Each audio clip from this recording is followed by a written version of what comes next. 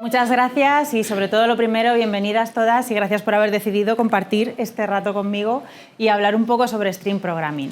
Lo primero de todo, agradecer a patrocinadores de este evento porque sin ellos no sería posible generar espacios donde haya tantísimo de compartir, tantísimo conocimiento de personas súper top. Y muchas gracias porque siempre es un sitio donde es súper agradable venir y ya sabéis todas que nos tratan genial. Así que gracias a todos los patrocinadores.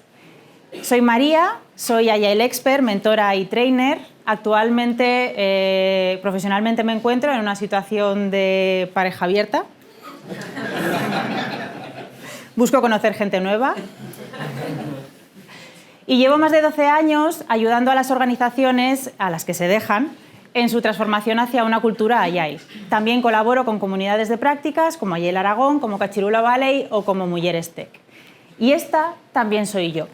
Mi pasión frustrada es el teatro, a la que dedico gran parte de mi tiempo libre y de hecho gracias al teatro he conseguido adquirir un montón de conocimientos y de experiencias relacionadas con las dinámicas de grupo, con los equipos, con la comunicación y la puesta en escena, que me sirven en mi día a día y en mi trabajo. Y sin más dilación, vamos a empezar a hablar sobre Extreme Programming, que como concepto son un conjunto de valores, principios, prácticas que se pueden utilizar bien sueltas o bien combinadas y que fueron formuladas por Ken Beck allá por finales de los años 90. Son prácticas que están enfocadas en priorizar la calidad tanto del software que se trabaja y que se desarrolla como de las personas que forman los equipos de desarrollo que lo están haciendo. Qué importante esto de las personas, porque Ken Beck habla también de que Stream Programming es un cambio social. ¿Y por qué está diciendo que es un cambio social? ¿Por qué nos dice que dejemos de hacer las cosas como las estábamos haciendo tradicionalmente y que probemos nuevos enfoques? ¿Por qué habla tanto de personas? ¿Por qué habla tanto de colaboración? Bueno, pues yo creo que sobre todo es también porque la tecnología, el contexto social, el contexto cultural, el contexto de personas, las necesidades han cambiado. No solo han cambiado, sino que están cambiando y nosotras las personas estamos cambiando continuamente con ellos también. Entonces, los métodos que tradicionalmente se han utilizado para resolver esos problemas ya no sirven. Tenemos que estar abiertos, que bajar la guardia y estar abiertas a utilizar nuevas prácticas y nuevos enfoques, incluso estar abiertas a continuamente irlos adaptando a las nuevas necesidades, ¿no? Y de esto va Stream Programming. Tiene valores, tiene principios, que son los que deben guiar las prácticas de Stream Programming, porque sin estos valores y sin estos principios, que son los que definen nuestra conducta, cuáles son los comportamientos que estamos dispuestos a aceptar, esos serían nuestros valores, o los principios, que son los que definen el por qué hacemos las cosas. Sin estos, las prácticas estarían perdidas, se convertirían en mera rutina sin un objetivo ni un propósito de por qué las estamos haciendo. Así que vamos a ello. Hoy propongo un viaje a una nueva dimensión, atraído por producto, porque producto y Stream Programming también tienen mucho que ver. Históricamente, negocio, producto, tecnología, hemos tendido a tratarlos como silos separados, ¿no? Son como ámbitos distintos cuando en realidad deberíamos darnos cuenta de que, bueno, yo creo que ya nos estamos dando cuenta y que sucede en muchos sitios, que formamos parte de un mismo todo y que tenemos un objetivo común, que es entregar valor de manera sostenible y con la mayor calidad posible a nuestros usuarios, a nuestras usuarias y al mercado. Somos diferentes skills, pero tenemos un mismo propósito. Voy a comenzar hablando de Pair Programming. Pair Programming va de compartir conocimiento y va de que dos cerebros piensan mejor que uno solo. Bueno, mejor no lo sé, pero más seguro que piensan, dos cerebros más que uno. Y con el Pair Programming lo que estamos buscando es entregar soluciones más completas, de más calidad. A mí me han pasado dos cosas con Pair Programming. O bien me he encontrado con equipos en los que no hay manera de que entre de ninguna forma. Son probablemente equipos en los que las personas vienen de contextos más tradicionales, en los que creen que Pair Programming son un desperdicio de una persona que podría estar trabajando en otra cosa mientras está trabajando en esta. O bien sucede de manera natural porque a lo mejor tienes personas que son de dentro de los equipos las que guían esas prácticas y las que van incitando al resto del equipo a que las practique, ¿no?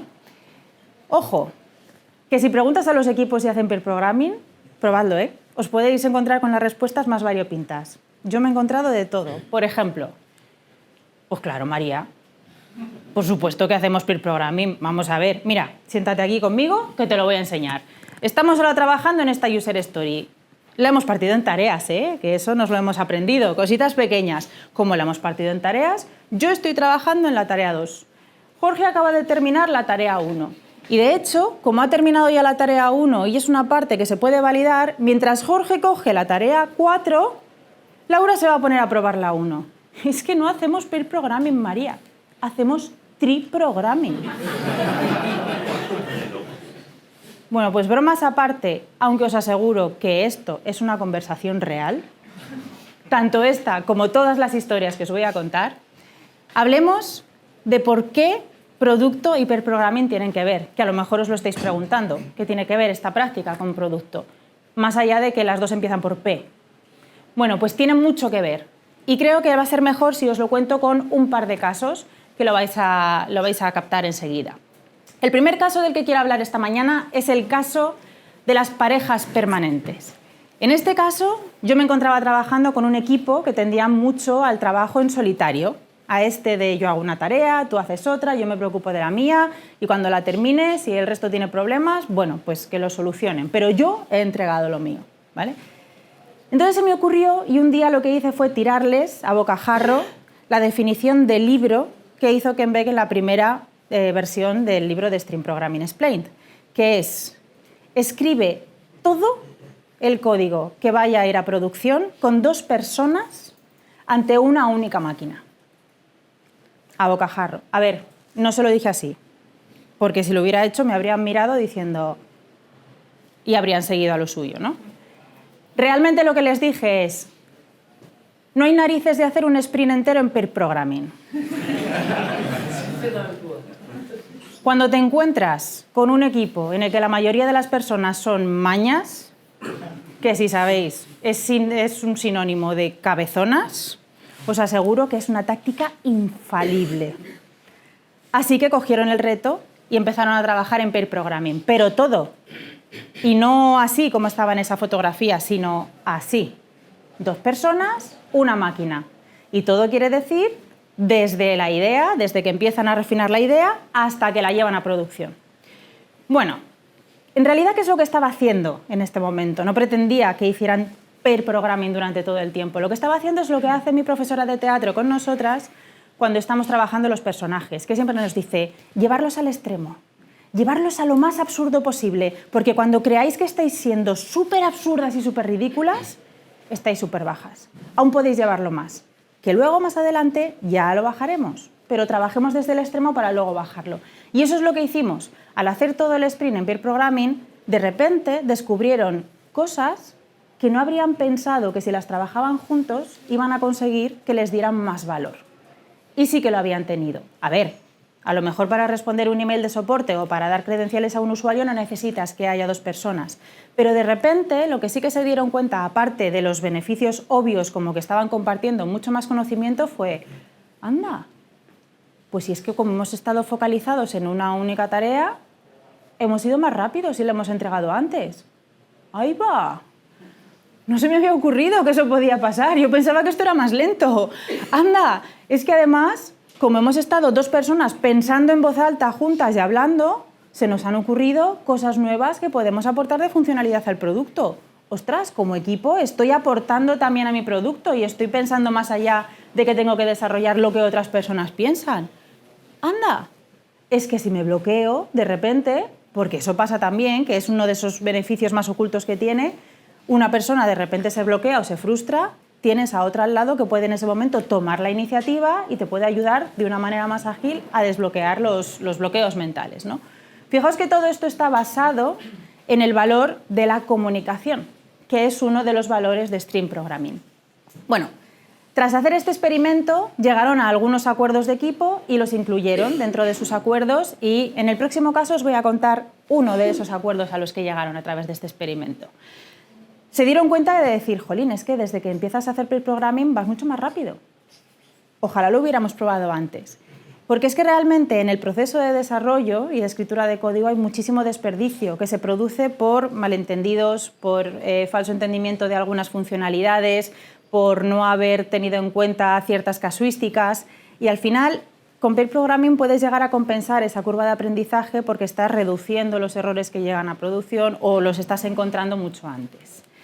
Hablemos de otra práctica ahora, la práctica de Test First Development. Esta práctica va de invertir el flujo que tradicionalmente se ha utilizado para el desarrollo y comenzar por los tests. Escribir un test, dejarlo en rojo, es decir, no pasa, y automáticamente en ese momento escribir el código, el mínimo código que hace que ese test se pone en verde. ¿Vale? Esto es el Test First. Pero esta práctica se puede llevar mucho más allá de la escritura de código. Y eso es lo que os quiero contar en el caso del equipo CAT. El equipo CAT eran un equipo que tenía 2 personas con skills de calidad. Y estas personas eran personas que tenían muchas ganas de programar. Uno de ellos estaba utilizando el grado de ingeniería, estaba estudiando el grado de ingeniería informática, el otro era una persona muy curiosa que le apetecía programar, ¿no? Y entonces un compañero le dijo un día, pues siéntate aquí conmigo y programa un rato. Vale. Se sentaron a programar y empezaron a plantear como un objetivo que ¿por qué no automatizamos parte de la batería de los test de regresión manuales que tenemos, que son un dolor y cada vez que tenemos que abordarlos nos pegamos 4 horas tirando la regresión? Y esto fue un acierto porque como las personas eran de calidad, tenían skill de calidad, era como un punto de entrada en el que el dominio del problema ya lo conocían, porque eran ellos los que estaban ejecutando esos test manuales. Entonces era mucho más fácil abordar la aproximación de la programación a través de estos casos. Pero claro, ellos dijeron, un momento, si nosotros estamos desarrollando, igual el resto tenéis que aprender un poquito de calidad también, ¿o qué? Esto debería ser recíproco. Esto costó un poquillo más. Pero ¿os acordáis de lo de no hay narices, de hacer un sprint entero en Pair Programming? Ese fue el punto de inflexión, porque era el mismo equipo. Este equipo, tras hacer ese sprint entero en Pair Programming, lo hicieron desde el plan de pruebas en parejas. Y este es el acuerdo al que llegaron al finalizar aquella prueba de todo el sprint en Pair Programming. Que una de las cosas que querían hacer era que a partir de ese momento, cuando terminaran las plannings, este equipo hacía Scrum, cuando terminaran las plannings, lo que iban a hacer es juntarse todos en una sala y desarrollar juntos el plan de pruebas de todo el sprint que acababan de planificar. Claro, porque se habían dado cuenta que ¿qué conseguían? Como estaban todos juntos, empezaron a tener un mayor entendimiento de cómo se comportaba el producto. Además, al trabajarlo todos juntos, también tenían más conocimiento de cara a que cualquier persona podía abordar cualquiera de las features o de las tareas que habían planteado dentro del sprint, porque además tenían en mente muchísimos más casos y más casuísticas, puesto que habían estado pensando cosas que iban a probar y empezaban a programar soluciones mucho más robustas que alcanzaban mucho más, ¿no? Era un código muchísimo más sólido. Poquito a poco iban empezando a practicar esto del desarrollo guiado por test. Nuevamente estamos aquí aplicando el valor de la comunicación. Y en cuanto a los principios de Stream Programming que se ven en este caso, tendríamos el principio de la oportunidad, donde han visto un fallo o un problema que tenían bastante gordo y lo han convertido en un motivo de aprendizaje y de mejora, y el de la reflexión, donde se plantearon cómo estamos haciendo las cosas como equipo y vamos a ver si adaptamos y mejoramos nuestros procesos a través, en este caso, de crear el plan de pruebas todos juntos. Un dato curioso, a día de hoy, las personas de ese equipo no se pueden distinguir unas de otras, no sabes quiénes venían de calidad y quiénes venían de desarrollo, porque todos hacen de todo. Es un caso bastante excepcional. Y fijaros que en este caso estábamos haciendo pairing entre distintos roles del equipo. Estamos llevando la práctica de pairing un pasito más allá. Pasemos a otra práctica, la de Whole Team. La práctica de Whole Team lo que nos dice es que todas aquellas personas que sean necesarias para que nuestro proyecto, nuestro producto sea un éxito, deberían formar parte del equipo de Stream Programming. Y todas las personas significa todas aquellas que tengan alguna skill que pueda aportar a nuestro producto. ¿Vale? ¿Qué es lo que necesito para hacer este proyecto, este producto, esta feature y que funcione? No solamente personas con conocimiento de desarrollo, cualquier punto de vista que pueda aportar. Bueno, con esto en mente, os voy a contar el caso de la aplicación oculta. Este equipo trabajaba con una serie de aplicaciones que tenían altos niveles de configuración. De hecho, cuando tenían que probar funcionalidades nuevas e incluso aquello que estaban desarrollando o hacer algún ajuste, tenían ellos mismos que, para validar y probar sus soluciones, invertir mucho tiempo en hacer ajustes manuales de configuración dentro de la herramienta.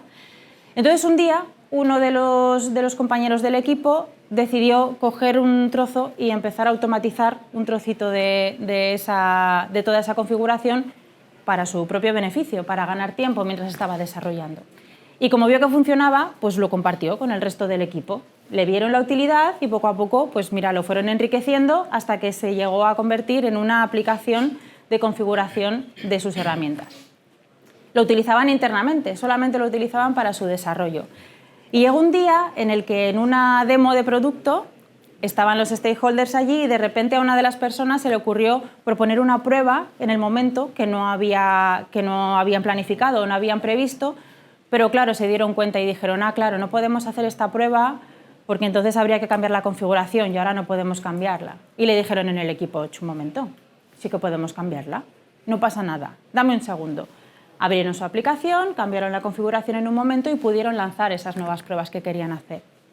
Ese fue el momento en el que los stakeholders vieron por primera vez el P314 Manager, que era esa aplicación que gestionaba la configuración.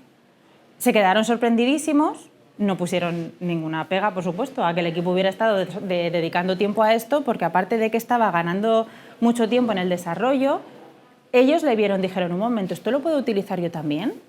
¿Yo podría aquí cambiar la configuración para generar una oferta? Y le dijeron, sí, claro que puedes. ¿Esto funcionaría también en producción? Sí, sin problema. Pues nada, los stakeholders compraron esa aplicación y la compraron cuando ya estaba hecha. Y a día de hoy es una de las aplicaciones más utilizadas por el equipo. Les ha ahorrado muchísimo tiempo. Hablando de aplicaciones hechas desde cero dentro del equipo, vamos a hablar de diseño incremental. Lo que nos dice el diseño incremental es que mantengamos la inversión en diseño de forma proporcional a las necesidades que en cada momento tenga nuestro sistema. O sea, cuando arrancamos un proyecto o un producto, normalmente, claro, sí que tenemos que invertir en diseño, pero no nos vengamos arriba e invirtamos en el diseño global de la solución, porque seguramente estaremos invirtiendo muchísimo dinero y además vamos a tener que rehacer muchísimas cosas. Invierte algo, pero lo justo y necesario. Si es que todavía ni siquiera has sacado a tus usuarios, no le has puesto en sus manos el producto, ¿cómo vas a saber si realmente la aproximación de diseño está funcionando? Voy a contaros el caso de los datos videntes. En este caso, el equipo estaba trabajando en un producto de data que iba a ser un modelo predictivo de datos que manejaba muchísimas variables de entrada y que iba a pasar por Machine Learning porque lo que querían era generar pues eso, un análisis predictivo de un conjunto muy grande de variables, más de 150 variables que provenían de distintas fuentes además, ni siquiera venían de una, ¿no? Llegó la primera iteración de este nuevo proyecto. Y el Product Owner propuso como objetivo de iteración, iban a hacer sprints de 3 semanas. Este equipo iba a hacer Scrum con sprints de 3 semanas. Entonces el Product Owner propuso como una primera iteración que el objetivo iba a ser conseguir trabajar los datos de una única fuente de datos, que serían como 8 o 10 variables, pero todas provenientes de una misma fuente de datos. Quiero que esos datos estén listos para ser inyectados en el modelo. Y además quiero que ya estén trabajados y que tengan la estructura necesaria para poder visualizarlos en el tablero de visualización. Se marcó aquí el final del alcance de este objetivo porque realmente era imposible, inviable llegar a más, o sea, no podías llegar al flujo completo, pero lo que querían era que por lo menos los datos estuvieran preparados para el modelo, ¿vale? El modelo necesitaba más trabajo, teníamos que dejar tiempo para que el ingeniero de datos diseñara, el científico de datos diseñara y programara el modelo, pero eso sí que lo podían hacer. Cogieron el reto y entregaron ese entregable al final de la iteración. Segunda iteración. El equipo se vino arriba porque, claro, habían conseguido llegar los datos, ya tenían pillado el tema del tratamiento de datos, cómo generar la estructura y dijeron, pues está claro, vamos a tirar con más fuentes, ¿no? Nuestro objetivo tiene que ser todas las fuentes de datos que estén tratadas de la misma manera y que estén ya procesadas. Y el Product Owner, con bastante buen criterio, dijo, no, yo lo que quiero es llevar todo el flujo hasta el final del Customer Journey de mis usuarios. con estos datos que ya tenemos preparados, lo que me gustaría es poder visualizarlos en la herramienta. Quiero llegar a la parte de visualización, quiero ver mi modelo de datos y quiero ver cómo funcionan las variables. No teníamos todavía el modelo, o sea, no podíamos trabajar con el modelo, pero sí podíamos ver cuál era la apariencia que iban a tener los datos, ¿no? Algunos de ellos.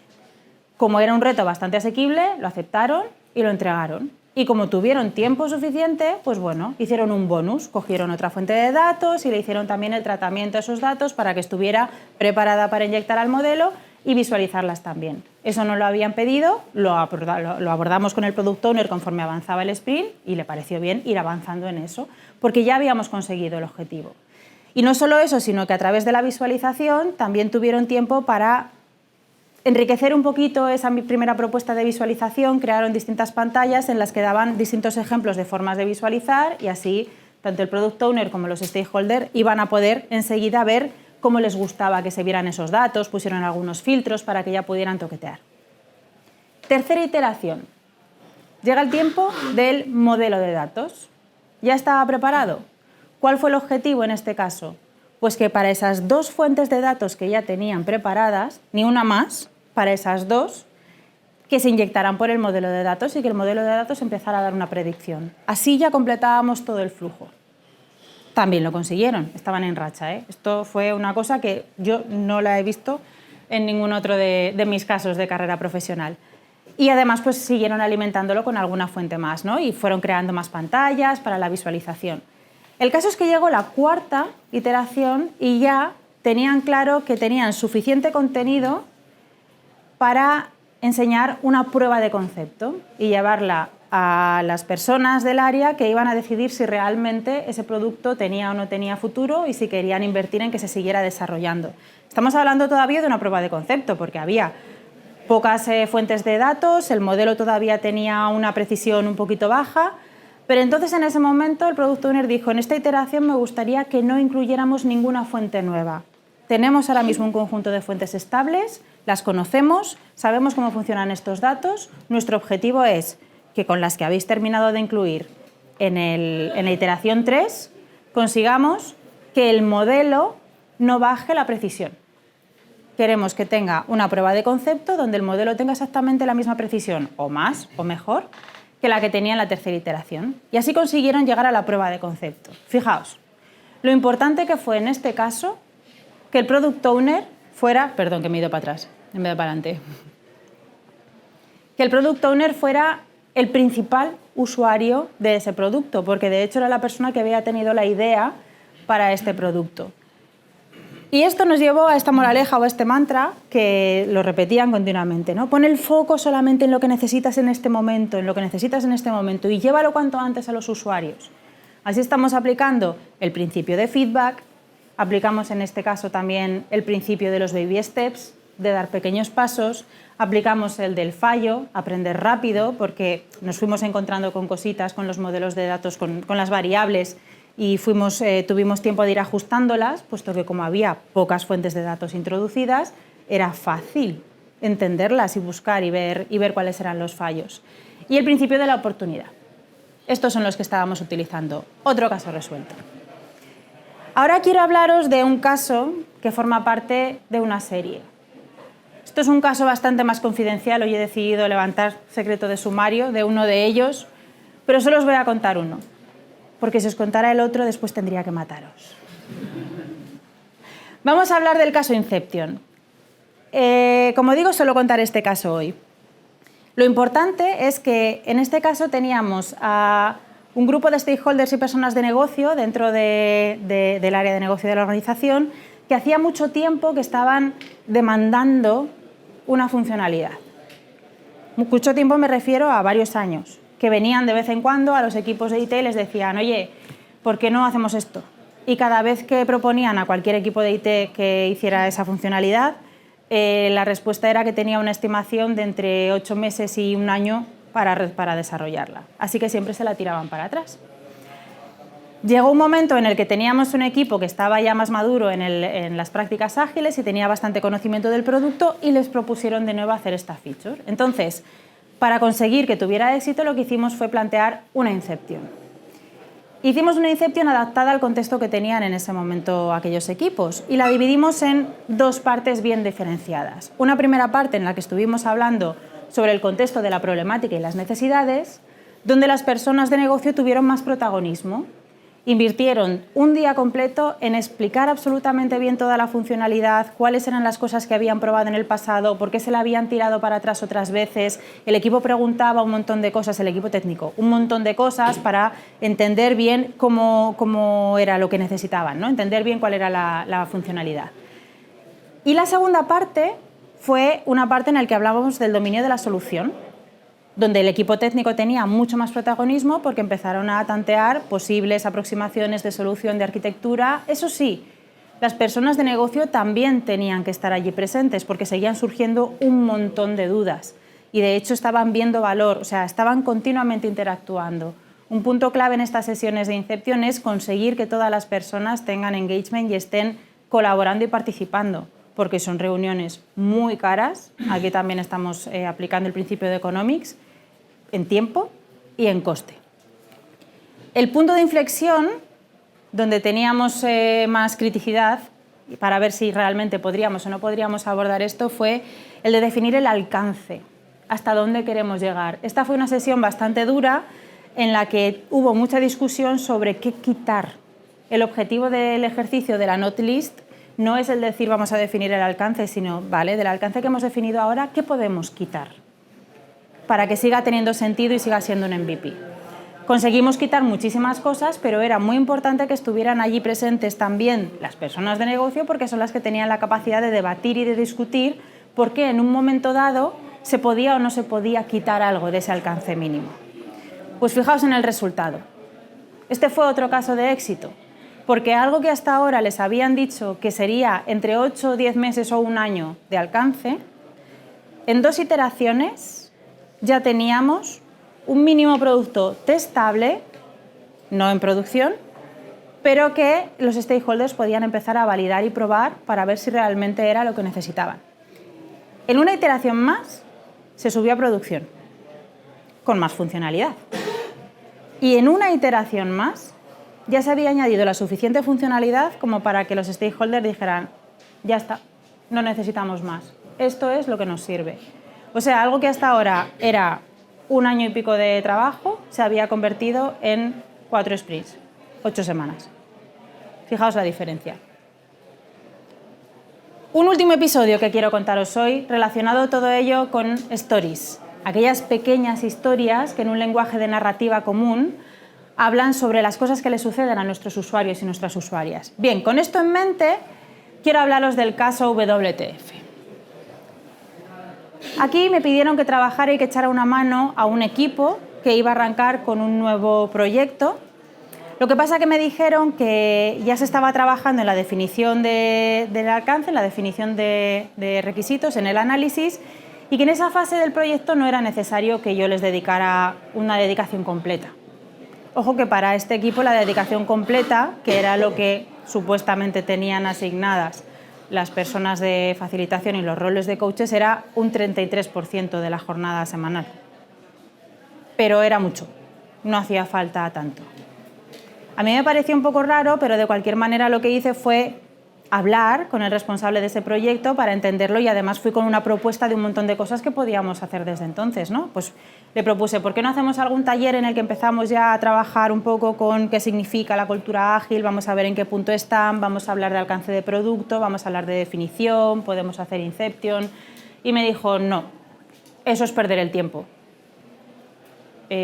¿Por qué? No, porque eso ya lo haremos más adelante, ya lo haremos en la siguiente fase, cuando empecemos con el Scrum. Ajá. ¿Y por qué no empezamos ahora? Cuanto antes sentemos las bases, mejor, ¿no? No, pero eso no merece la pena. Mejor en la próxima fase con el equipo de desarrollo. Ya. ¿Y por qué no ahora con el equipo de desarrollo, que es cuando estáis definiendo el producto? Ah, no, es que el equipo de desarrollo todavía no está definido. Ah. No, es un equipo de analistas que están tomando los requisitos. Pues cometí un error de novata. Tenía un waterfall de libro delante de las narices y tardé más de 2 semanas en darme cuenta. Pero bueno, seguí trabajando con este equipo. Y eso nos llevó a abrir el caso Anonymous, en el que los usuarios fueron muy protagonistas.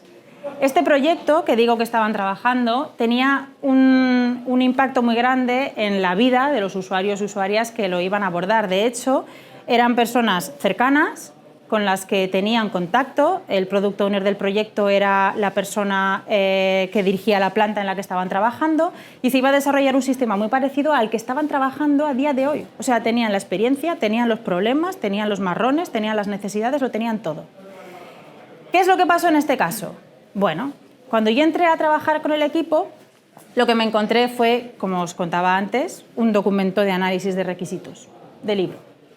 Intenté empezar a trabajar con ellos para convertir eso en algo que tuviera que ver con objetivos, definición de necesidades, definición de alcance.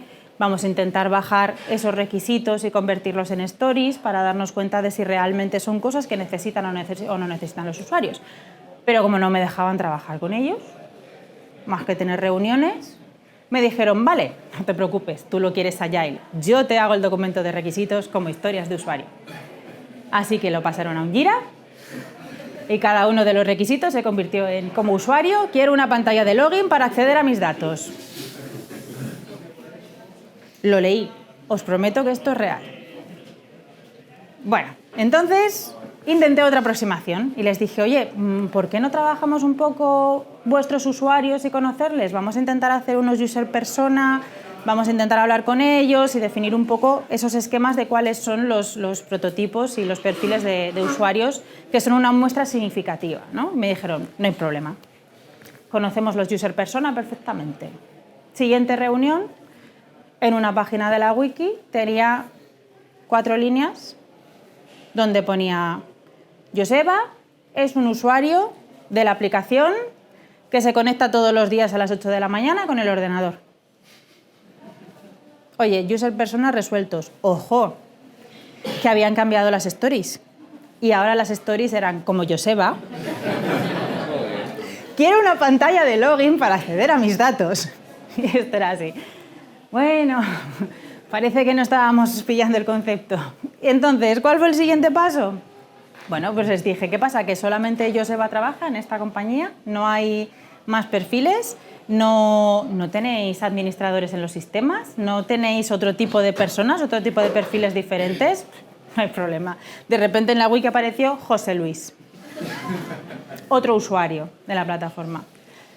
Y aparecieron otros 2 más, todos ellos con referencias a nombres masculinos, que eran un administrador del sistema y otro rol diferente. Ahora mismo no recuerdo cuál era el rol. Da igual, lo que pasa es que eran los 4 hombres. Entonces les dije, ¿qué pasa? ¿Que no hay mujeres en este equipo? ¿No hay mujeres entre vuestros usuarios? Y el product owner dijo, bueno, en la planta actualmente, en el equipo de personas que están trabajando, la verdad es que todos son mujeres. ¡Anda! O sea, que no habéis hablado con vuestros usuarios en ningún momento, no los habéis conocido. Bueno, no hay problema. ¿Qué es lo que hicieron? En ese momento aparecieron Pilar y Maribí. Le cambiaron el nombre a 2 de los 4. Supongo que por lo menos estaban concienciados en conseguir la paridad. Porque es lo único que conseguimos en ese caso. Por último, quiero hablaros de la vida de Jacinto. Es el último caso que os quiero presentar hoy. Es un caso que le tengo bastante cariño. En este caso, estamos ante un equipo que realmente no estaba en el punto del anterior, sí que estaban utilizando bastantes prácticas ágiles, lo que pasa que todavía eran de los de yo prefiero que me digas lo que tengo que hacer y no tengo ningún interés por el producto. Y fijaos que realmente el product owner invertía muchísimo tiempo en enganchar al equipo. O sea, a él le apetecía y les retaba y les decía, ¿por qué no proponéis cosas?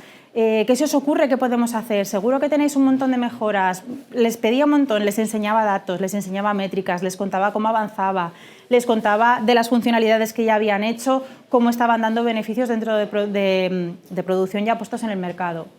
No conseguíamos captarles la atención.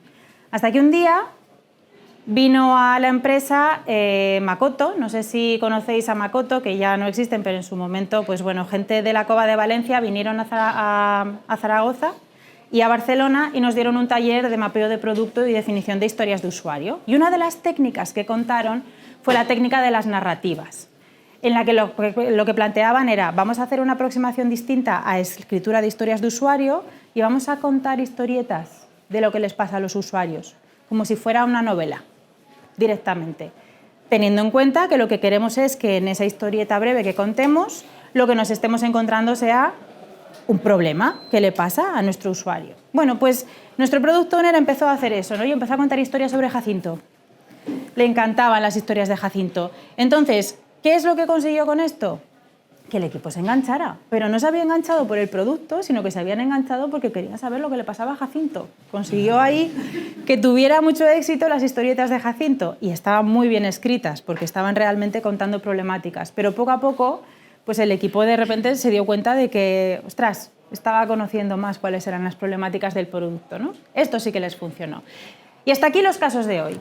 Para finalizar, quiero compartiros una última reflexión, que es que, bueno, podemos opinar sobre las prácticas de Stream Programming si las hemos probado. Todo esto que dice la gente de, no, esto no es para mí, o esto del pair programming es una pérdida de tiempo, bueno, pruébalo.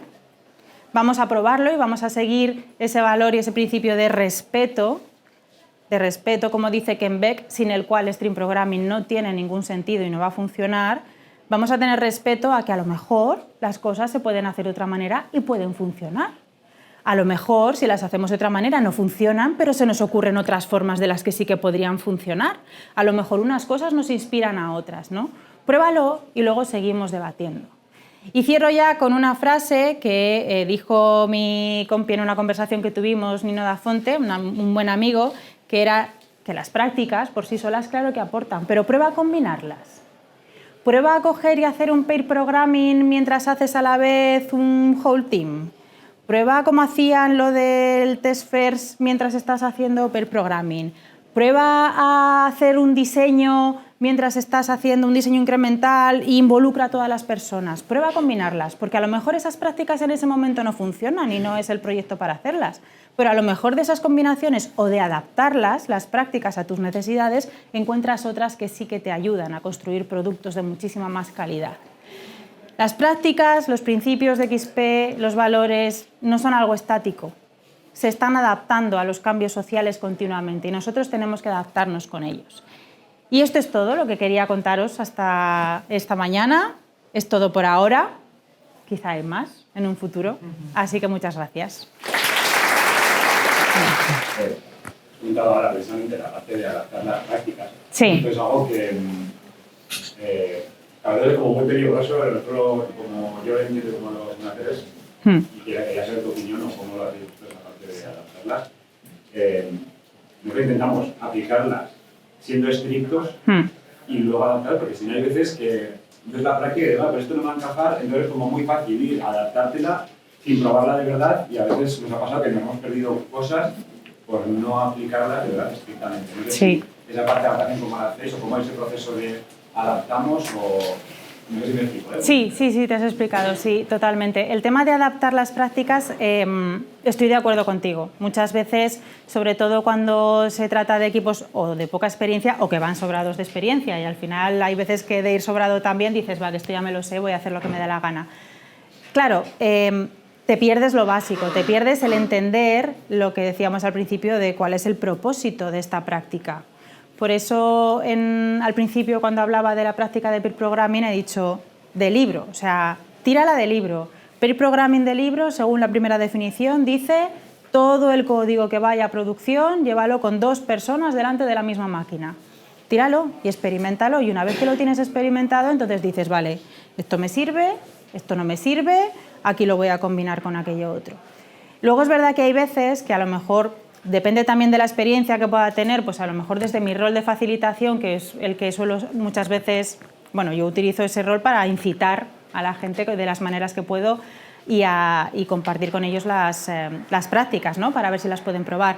Hay ciertas cosas que a lo mejor las adaptaciones ya las he probado con otros equipos y han funcionado y puedes decir, vale, conozco el contexto de este equipo, es un contexto similar, podemos probar esta adaptación porque a lo mejor funciona. pero todo depende mucho de cada uno de los equipos y sobre todo estoy totalmente de acuerdo que primero hay que entenderlas tal cual están escritas porque por algo se han escrito así. Es que además tanto esto como muchas de las prácticas ágiles son 4 frases la propuesta, o sea, no es difícil aplicarlas como están. O sea, bueno, es difícil llevarlas a cabo porque te cuesta a ti, pero no es difícil entender cómo son, ¿no? Pruébalas primero como son para entenderlas. Sí, sí. Gracias. ¿Había por aquí pregunta? Justamente por los cambios, ¿no?, que han sucedido, especialmente luego del COVID. Sí. El trabajo remoto es ya universal prácticamente. ¿Cómo aplicas el pair programming en equipos que trabajan? Bueno, sobre todo depende de ellos, porque al final son las personas que conocen las herramientas con las que están trabajando. Ha ido varias maneras, hemos hecho distintas cosas que yo te puedo contar algunas que han probado los equipos y que les han funcionado. Una de ellas fue la del caso de la cámara abierta continua. Que, bueno, en este caso, en esta situación, que fue de hecho justo cuando comenzó el confinamiento, el equipo se encontró de la noche a la mañana que era un equipo que tenía mucho hábito de presencialidad, a que estaban en casa y no podían verse, ¿no? Entonces hicieron la sincro por la mañana, la primera daily, y coincidió que 2 personas iban a trabajar juntas y se dejaron la cámara abierta, ¿no? Estuvieron un rato paireando, compartiendo escritorio, realmente pues con las propias herramientas de desarrollo. Yo la verdad es que no conozco herramientas específicas para pairear más allá de compartir en una videollamada tu escritorio. Son ellos las que las usan, las que tengan. Pero el tema es que cuando terminaron ese ratito que iban a trabajar juntos, pues como dijeron, oye, ¿para qué vamos a colgar? Pues dejamos la cámara abierta. Y les funcionó. Y de hecho por la tarde cuando nos juntamos 5 minutitos a ver cómo se habían sentido, mucha gente dijo, joder, he estado súper aislada, no me he encontrado bien, estaba perdida, echaba de menos al equipo, ¿no? Y estos contaron, dice, nosotros hemos dejado la cámara abierta todo el rato y hemos estado todo el día, igual no hemos hablado, pero la cámara estaba ahí. Entonces generaron una sala con una cámara abierta, que era la sala del equipo, se conectaban todos los días y la tenían allí con la cámara puesta, que alguien se levanta y de repente quieres hablar, bueno, pues miras, si no está, pues se habrá levantado al baño o se habrá ido a tomar un café, si no lo ha dicho, porque a lo mejor no ha querido interrumpir, pero exactamente igual que cuando estaban en la oficina. Y eso les ayudó mucho a ellos. Pero claro, hay otros equipos que no les funciona y que no quieren hacer esto. Decías comunicación, respeto, coraje, valores. ¿Por qué esto es extremo? Sobre todo, ¿por qué sigue siendo extremo 25 años después? ¿No hay una autocrítica si seguimos llamando a esto extremo? Extremo, programación extrema, quiero decir. ¿Extremo en cuanto a la programación extrema o a que eso tengan que ser los valores? Pero no, que los valores, o sea, se le llama extreme programming a la práctica de estos valores. ¿Por qué? Que no Hombre, es normal programming. Pues eso igual habría que preguntárselo a Ken Beck directamente si quiere cambiarlo. De hecho, justo antes de entrar estaba hablando con Jaume Jornet y por hacer una broma se me ha quedado mirando y me ha dicho, pero esto del stream programming no está ya pasado de moda, María. Sí, quizá debería ser el normal programming. Sí. Pues oye, es cuestión de hacer un change.org y proponerlo.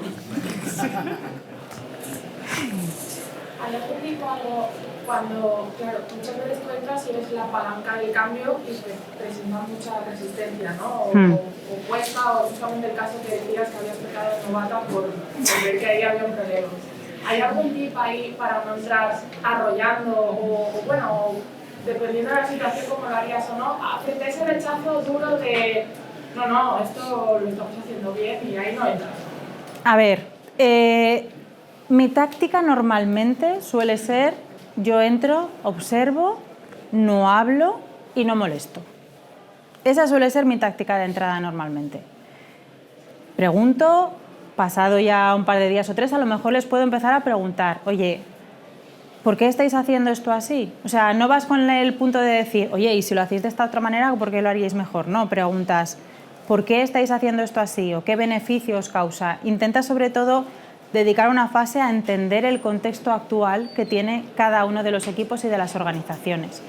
Puede ser cuando estás en grandes organizaciones una fase de assessment donde tienes que entrevistarte con mucha gente y preguntarles muchas cosas, o si estás trabajando con un equipo es el decir, bueno, voy a intentar no molestar, estoy aquí, no soy ninguna jueza, no estoy juzgando, solo estoy tratando de conoceros y indagando sobre cuál es vuestro proceso.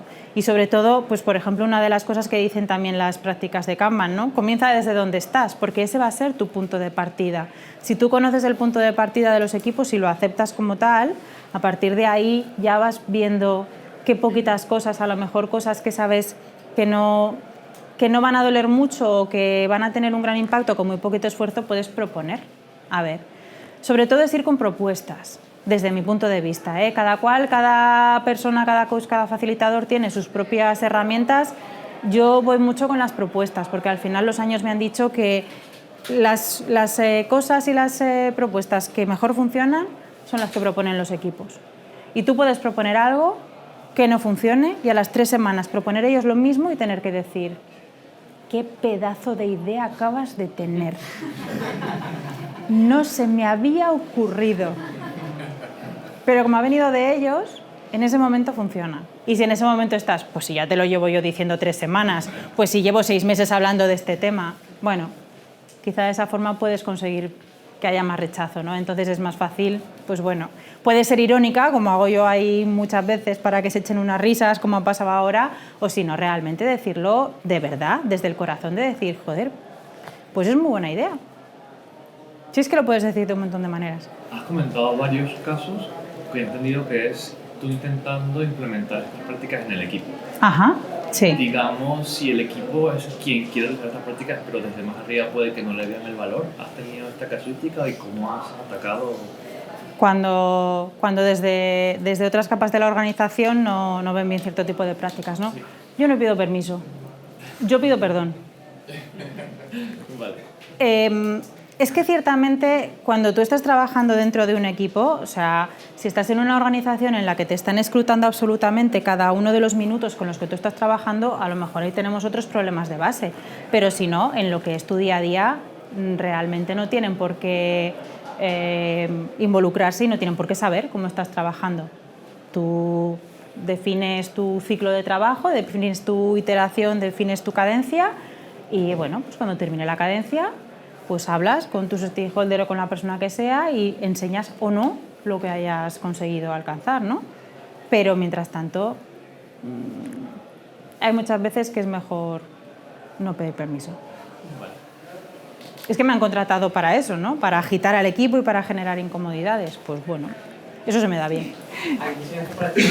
Y en tu experiencia, ¿te has encontrado algún signo de que a lo mejor es necesario hacer una retirada, de que un equipo es muy complicado que cambie o de que no hay demasiado rechazo al cambio? A ver, lo de que haya un equipo complicado, normalmente los coaches y los facilitadores lo vemos como un reto. A mí por lo menos me va el barro. O sea, que sea difícil, está bien. Pero hay veces que tenemos que ser capaces de leer en un momento dado que ese no es el contexto adecuado y no es el momento para estar acompañando a ciertos equipos, a ciertas organizaciones. Una cosa es que sea difícil y otra cosa es que no sea el momento. Y sí, hay que saber retirarse a tiempo porque muchas veces tenemos que hacerlo y es una cosa difícil de hacer, ¿no? Hay veces que si estás detrás de una organización, a lo mejor a través de consultoría, es difícil porque no puedes tú tomar muchas veces esa decisión de primera mano, de retirarte o no retirarte. Pero a mí sí que me ha pasado, a lo mejor en un momento dado, estar trabajando dentro de una organización en la que tienes muchos frentes abiertos y en un momento dado vas a un equipo y le dices, mira, no es el momento, entonces no voy a dedicaros tiempo ahora y me voy a focalizar en este equipo porque ahora mismo lo necesita más y además están más dispuestos y tienen otra predisposición a abordar cambios. Yo os iré preguntando y ya, si queréis, en otro momento hablamos. Gracias.